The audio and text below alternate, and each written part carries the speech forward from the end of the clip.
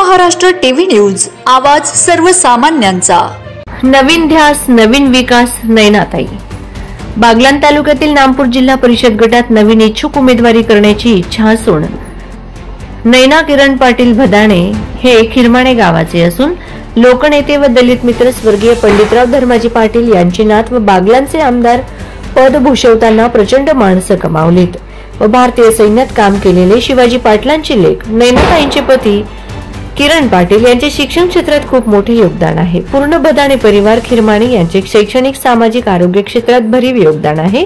म्हणजे नैनाताई यांचे नेतृत्व हे तळागाळात पोहोचणारे, नवीन नेतृत्व व प्रकार नेतृत्व, सामाजिक जाण असणारे, सामाजिक कामात गोरगरिबांना मदत करणारे, महिलांचा बुलंद आवाज नैनाताई पाटील निस्वार्थपणे आपुलकी आणि जिव्हाळा जोपासत कायमची महिलांची सेवा करण्यासाठी सर्वांचा विविध देशात फिरून आपल्या नामपूर जिल्हा परिषद गटात राहण्याची इच्छा असून नैनाताईंनी दिवाळी निमित्त सर्वांना ग्रामस्थ महिलांना हार्दिक शुभेच्छा दिल्या आहेत। वंदे महाराष्ट्र टीव्ही न्यूज, आशा शिंदे, प्रतिनिधी नामपूर।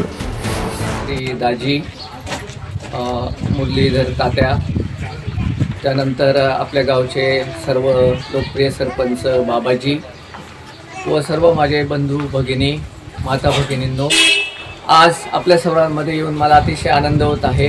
जरी मी कामानिमित्ताने बाहेर असलो तरी गावाशी नाळ ही निश्चितपणे आमची जुळलेली आहे आणि आज आपल्याला गणपती बाप्पाच्या साक्षीने नैनाची उमेदवारी आपण ह्या खिरमाणे गटातून मनोनीत करीत आहोत। आपल्या सर्वांचा निश्चितपणे याला पाठिंबा असेल याची मला निश्चितपणे खात्री आहे। आपलं गाव हे कष्टाला कधीच कमी नाही। आता दाजींनी वर्णन केल्याप्रमाणे आपण अतिशय कष्टाने आपल्या इकडे सगळं हे उभं केलेलं आहे।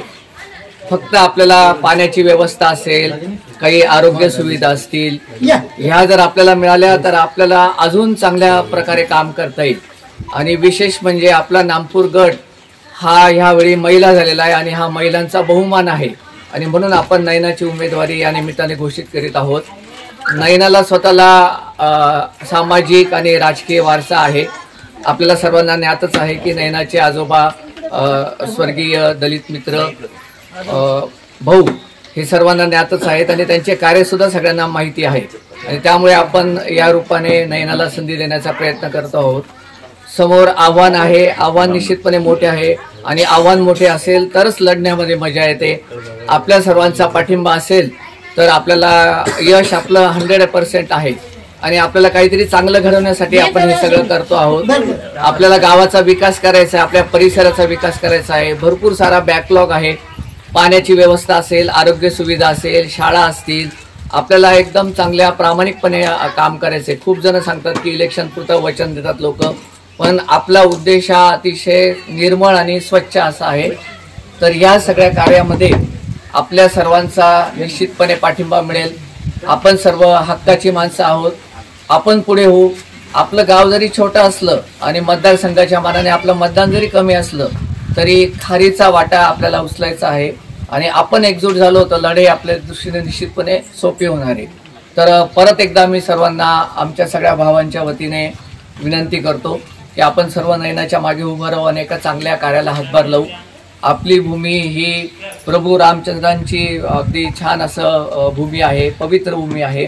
या रामचंद्रांना आपण प्रार्थना करूया, गणपती बाप्पाला प्रार्थना करूया, सगळे इथल्या ग्रामदैवताला प्रार्थना करूया, आपले सगळे ज्येष्ठ नागरिकांना प्रार्थना करूया आणि ह्या चांगल्या कामाला आपण सुरुवात करूया। काही चुकलं असेल तर निश्चितपणे सांगा आणि सर्वांचा पाठिंबा मी गृहीत धरतो आणि आपण नैनाची रेकॉर्डिंग आपली खूप सांगावं असं वाटतं मला। माझ्या मते मला पाहिजे एक दिवस सुद्धा अपुरा पडेल।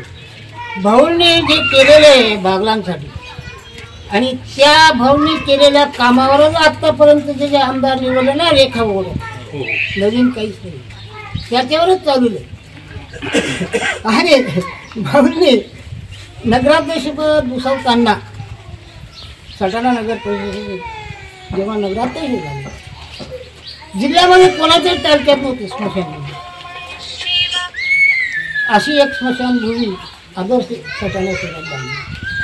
त्याच्यानंतर उद्यान ही कल्पना बी नव्हती त्या काळामध्ये।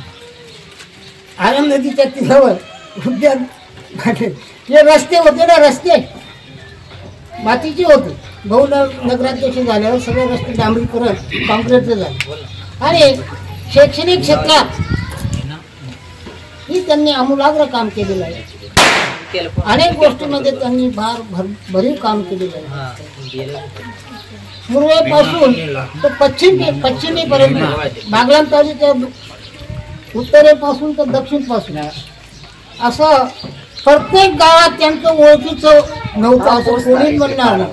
कमीत कमी 25% लोक प्रत्येक गावातले लोक कोकणी सुद्धा त्यांच्या लक्षात होते. वंदे महाराष्ट्र टीव्ही न्यूज, आवाज सर्वसामान्यांचा. अशाच नवनवीन बातम्या पाहण्यासाठी आमच्या चॅनलला सबस्क्राईब करा, बेल आयकॉनला क्लिक करा.